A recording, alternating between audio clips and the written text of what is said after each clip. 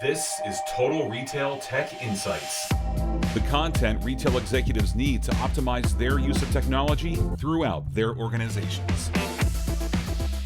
Hello, and welcome to this episode of Total Retail Tech Insights. I'm Joe Keenan, Editor-in-Chief of Total Retail, and I am joined on today's episode by Carlos Dunlap-Beard, who is the Vice President, Business Development and Loyalty Strategy at Clarus Commerce.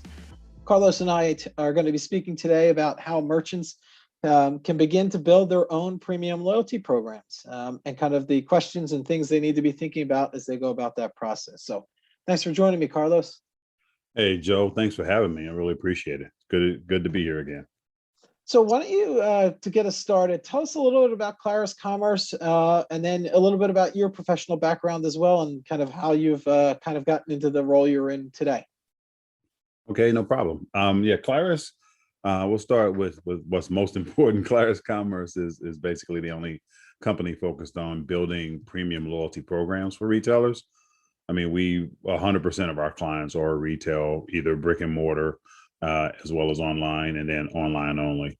So we know the space, we know how to talk their language, and we know how to help them partner with them to drive results. And we do that by offering subscription or as paid, or as we call premium loyalty programs that offer significant value and experiences to consumers and drives immediate incremental revenue for brands. And we handle basically programs from start to finish, from design to implementation to execution to enhancement. And we generally do it without charging the brand a fee. So that's about Clarus. I have been in the loyalty industry since '99, in all manners of loyalty, customer loyalty, engagement, experiences, messaging, communication, strategy.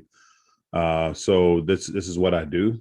It's kind of all I do besides golf and drink bourbon. So so I'm with Clarus. I focus on working with our clients to help them get where they want to be, where they desire to be, from where they are today. And then so I manage the business development and the strategy. So that's a great overview for the audience. And, over the last few episodes, this is our fourth episode in this series with Clarus Commerce. We've talked a lot about premium loyalty, and obviously that's the value proposition and what in kind of the space that Clarus Commerce lives in. So let's talk a little bit about, why premium loyalty programs are so valuable for retailers. We've talked about some real world examples. Can you tell us, like, for those retailers that are interested in building their own premium loyalty program, what are the things that they should be thinking about, and how can they kind of build that program going forward?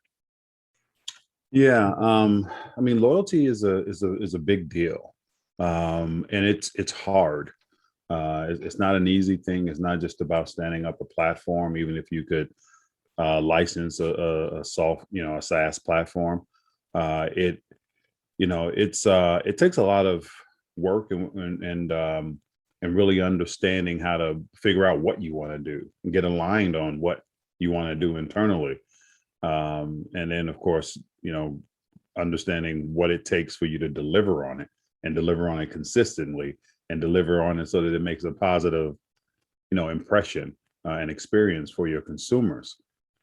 So some brands choose to go at it alone, and, good for them if they have the resources. Others who aren't nearly as resource rich, or who understand that they're not loyalty marketing experts, they're great in their industry doing, running their business, but there's a whole different science and art to changing and enhancing consumer behavior. And so they turn to people like us, which, I'd love for every retailer out there to come talk to Clarus, but it doesn't really work that way, because there are others out there who offer different types of solutions. We believe ours is unique, though, in the way in which we go about it, because just the way we go about it. I'll just leave it there. I won't necessarily do a commercial.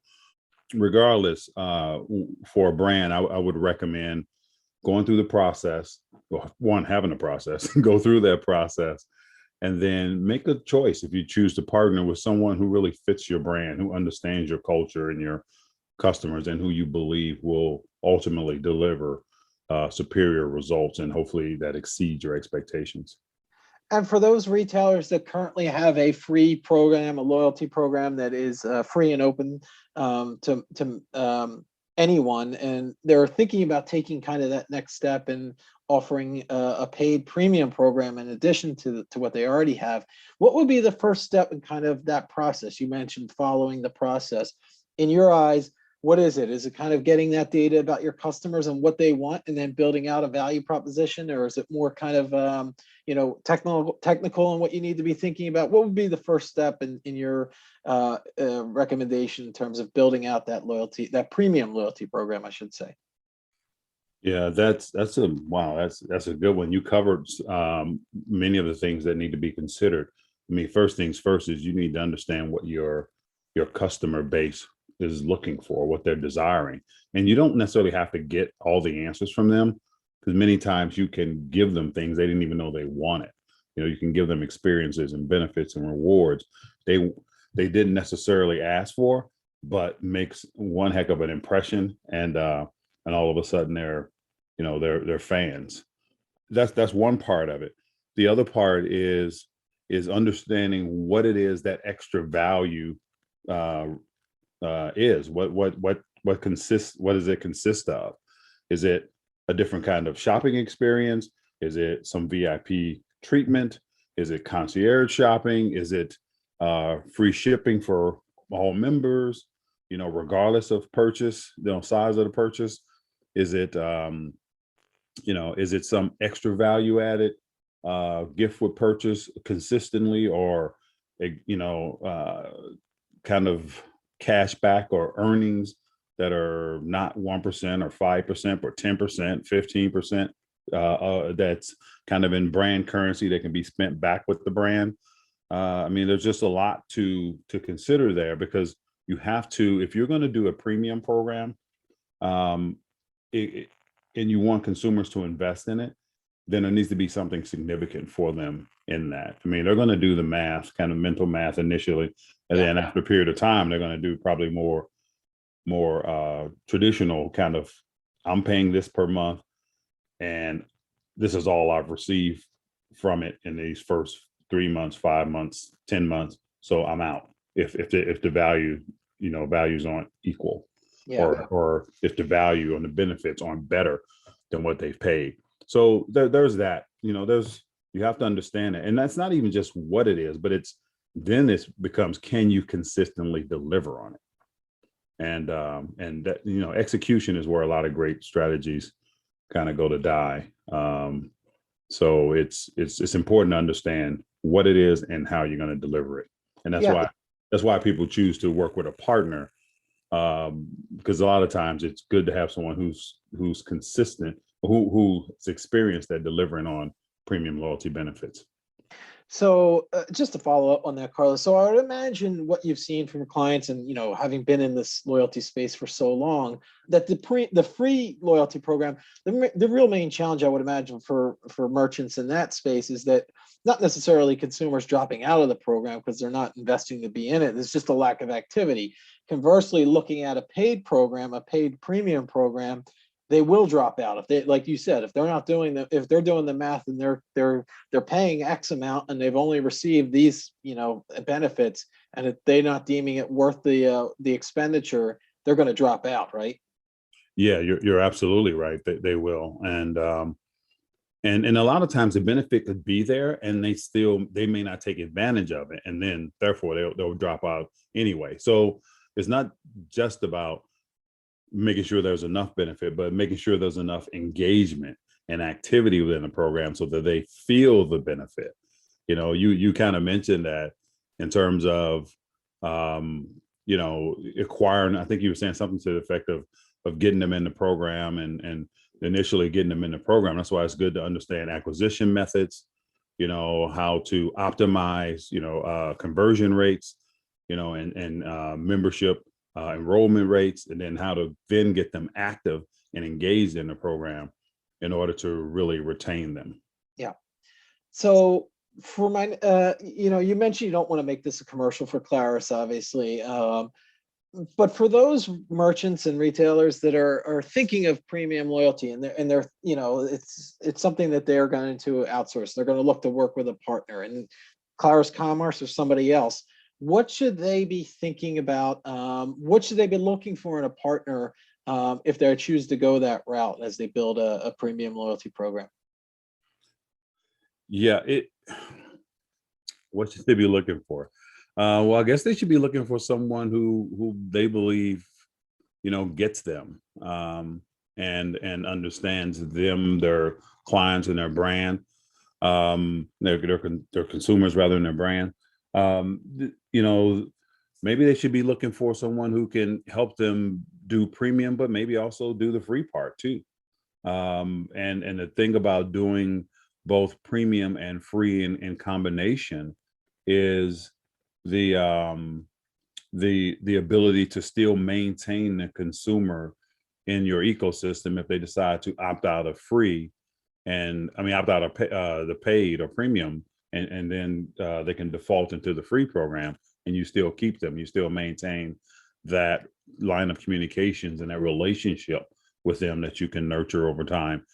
Likewise, you can also look at best customers in the free program and target them for joining the premium program, because they're showing a certain amount of activity, and what just doing the math, they would benefit greatly from being in the premium program.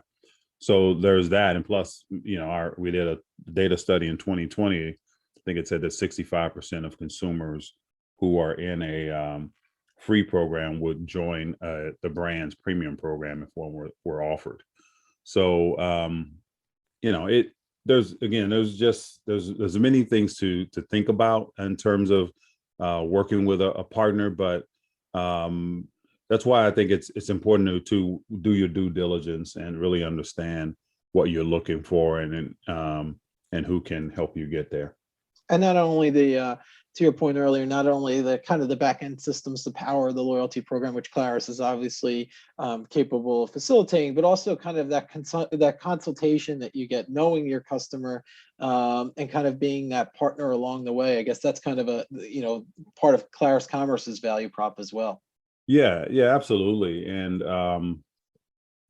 absolutely, and I think that one of the things that commonly gets overlooked, though, understand having the program management and execution expertise, as well as a technology platform that's proven to manage a premium loyalty program, is understanding the whole billing side of things and the monetization side, and understanding how to really optimize the revenues within those programs. That revenue can be used in many different ways, but hopefully most of it is used to provide benefits and experiences back to the consumers.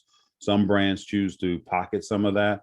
There's all ways of doing that, but you have to have a system, a platform that allows the flexibility to do the things that you want and need to do. So that's very important.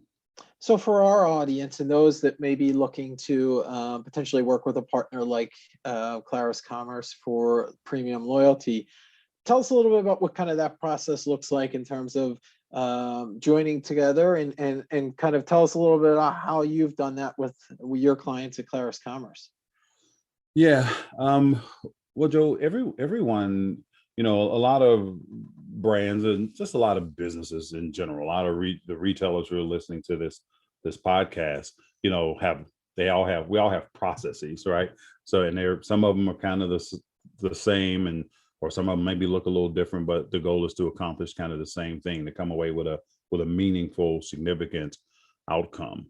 So with us, the first step really is around, the whole strategy and alignment with stakeholders, understand, getting the organization to align on what it is they're trying to accomplish with this customer loyalty and engagement initiative. Because you might be surprised to hear, but not all companies are aligned on what they want out of this program and what it needs to have for them to feel successful. I've been in many meetings, many boardrooms, trying to play referee and mediator when the factions get to discussing what they want and can't come to an agreement. But we always come away with an agreement, but it's not always easy. So that's the first thing. Then it's a matter of looking at the marketplace, assessing what's going on. So first of all, there's assessing what's happening with the business, what's happening in loyalty, marketing, and customer engagement within the competitor, within your industry, outside of your industry, and just best practices all around. And then really understanding customers. Some brands know their customers extraordinarily well, some don't. Maybe there's a need for research to get more insights. Then that's when you have kind of the foundation to start designing a program. And then really going through the design process of, okay, now based on what we know, what should this program, this construct look like? And then how do we validate that? And there's many ways of validating it financially, validating it with some kind of focus group or test, but there's many ways of validating it. And then you start looking at the financials, because any loyalty strategy should deliver some positive financial benefit for the brand. And that can come in many different ways, and it comes in many different speeds. Sometimes, more traditional programs break even in 1.5 to 2 years, whereas a premium loyalty strategy, at least the ones that we deploy for our clients, start generating positive cash and revenues from the outset. So it all depends on what it is the brand's trying to do. And then there's the whole marketing and communications plan, because communications usually gets left for last and is not as thorough in most cases as it should be, especially when it comes to how you communicate and what you communicate, because personalization and hyper personalization is extraordinarily important to really make someone who's paying for a premium program feel like you really know them. And then of course, just, there's technology, assessing it, building it, developing it, designing it, testing it, and then implementing it. And then usually when that implementation comes, it's in terms of a pilot or, just some kind of test case, a few markets or a bundle of stores, just to make sure that you've got it right. And not only that, but that you can execute on it, flawlessly. So as you've explained in your answer there, Carlos, obviously many different moving parts and many different teams involved in kind of getting a premium loyalty program up and running. So my question therefore is, should brands wait till they have all of that together? Or is it going to be a fully functioning program right out of the gate? Or is it kind of an iterative process that takes time and you're constantly going to be, tweaking and making adjustments? Yeah. Wow. That's, most brands, even, we design for the best, most awesome, mind-blowing program experience. And then usually we launch with something like 80% of that. Yeah. Just because there's time factors. There is just, not everything is in place that instantly. Plus there's a desire to continually and periodically roll out new dynamic elements within the program. So there's many reasons to launch with more of an 80% type solution and then iterate and evolve over time. So it really depends on the brand and what they really want. Because there's some brands who put a pilot out and they test it for years. They just test it and test it and test it. And I'm not as big a fan of that as I am of the former example that I gave. But again, it depends on the brand and what they how they want to do it. Yeah. Kind of the thought process being, don't wait till it's perfect, because you may never get to that 100% perfect level. See what you have and go from there. Yeah, I 100% agree with that approach, just because things change. Yeah. You know, things change. I mean, what you thought you wanted when you started this process 3 months ago, 6 months ago, a year ago, in determining if you want to do loyalty, how you want to do it, who you want to do it with. The environment has changed. I mean, if someone had a plan going into last year, they put their plan, their 2020 plan in place in November or December, lock that bad boy down. There were big changes in 2020 for all of us. And that just blows up. And not everything, hopefully, will be pandemic scale change, but change does happen, and people do evolve, and the marketplace evolves, and hopefully your business evolves, and therefore you need to make those tweaks as you go. Yeah. And to your point, not only do what potentially the retailer wants out of the program, but what consumers want changes too. Like, you can't predict the future, as to what you're saying. So my final question for you, Carlos, is, we've had a discussion here about retailers in terms of building out their own or getting into the premium loyalty space and potentially working with a partner. If they want to learn a little bit more about Clarus Commerce and how they can get in touch with the company, what would you tell them? Yeah, well, two easy ways to learn more about us or to reach out. We're always willing to chat, no pressure, just conversation. I wouldn't even call it consultation. I'd say just conversation, because as I mentioned, I've been doing this since '99, and I love to talk about customer loyalty, engagement, experiences, and I love to help brands better understand how to deliver on those things. So to get in touch with us, it's just easy. Premium loyalty at claruscommerce.com. That's premium loyalty at claruscommerce.com. Or you can go to our website where we've got a lot of content there. Things like the definitive guide to premium loyalty. It's like an ebook. Premium loyalty answers to the questions you should be asking. That's also an ebook. And then we have our data studies out there, our 2020 premium loyalty data study. And I believe we also have our 2021 premium loyalty data study, which is targeted, which was focused on talking to 300 marketers who are retail marketers who are involved in customer loyalty and getting their impressions on what they're looking for. That was done earlier this year, so that should be pretty cool and relevant. And then like 5 lessons from Amazon Prime that if you wanted to check out that webinar. And to get there, just go to claruscommerce.com/total retail. So that's claruscommerce.com/total retail. And you can get instant access to all that stuff today. Yeah, some really great resources for the audience as they look to take the next step in their premium loyalty journey and learn more, as your point that Clarus is really is a resource for them and an expert in this space. So take advantage of all those offerings that Carlos just mentioned. With that in mind, Clarus has recently produced a premium loyalty starter bundle, which includes the data study that you've referenced, as well as more great content packaged together. Our listeners can get this resource by going to claruscommerce.com/total retail. And again, I want to take this opportunity to thank Carlos Dunlap-Beard, who is the Vice President of Business Development and Loyalty Strategy at Clarus Commerce, for joining me onto the show today. Thank you, Carlos.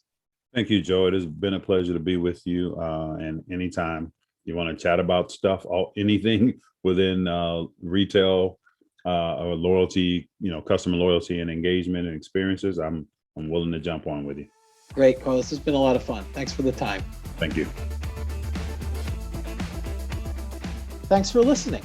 For more information on this podcast, please check out our podcast channel page at mytotalretail.com/podcast for show notes. Tech Insights is available on Apple Podcasts, Google Podcasts, Stitcher, and Spotify. Make sure to subscribe on our podcast channel page as well. If you've enjoyed this episode, please take a few moments to rate and review this podcast. Thanks, and until next time, this has been Total Retail Tech Insights.